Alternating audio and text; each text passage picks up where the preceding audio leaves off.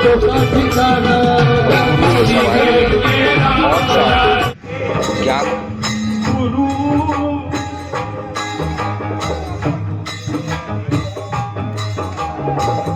गुरु भूखे गुरु बावे नहीं। आजकल ज्यादा से ज्यादा सुनने में आता है गुरु भूखे गुरु बावरे। बावरा से कहते हैं गुरु भूखे गुरु भावरे भावरे गुना के रहिए दास।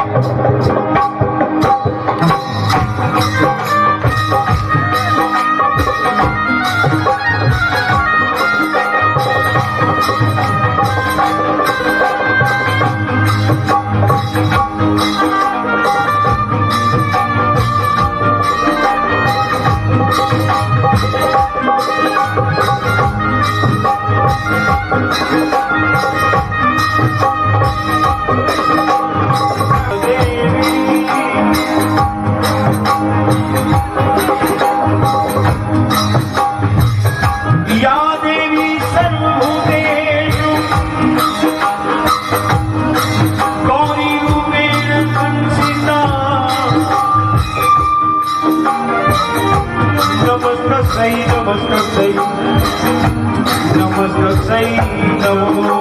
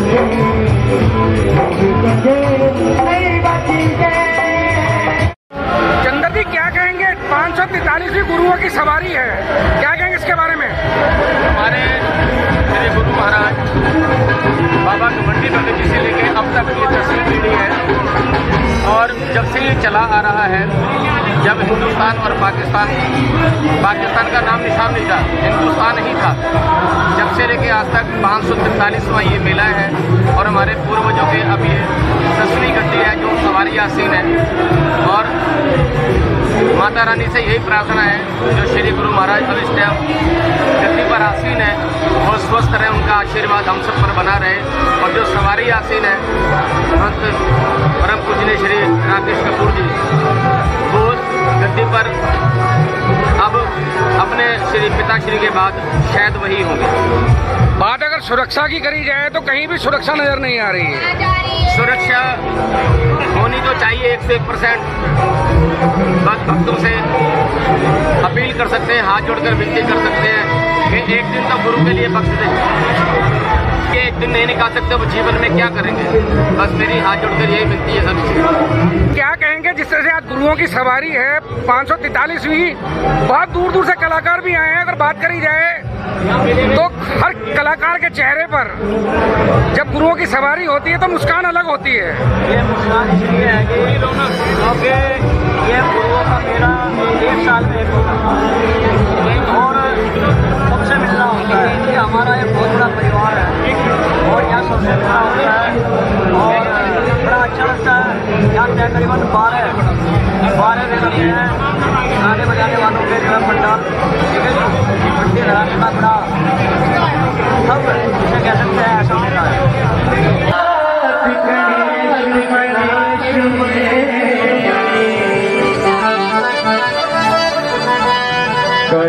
में तेरा ज्ञान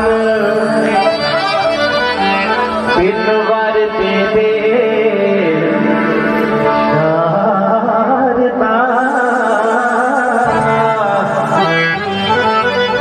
शारदा दुनिया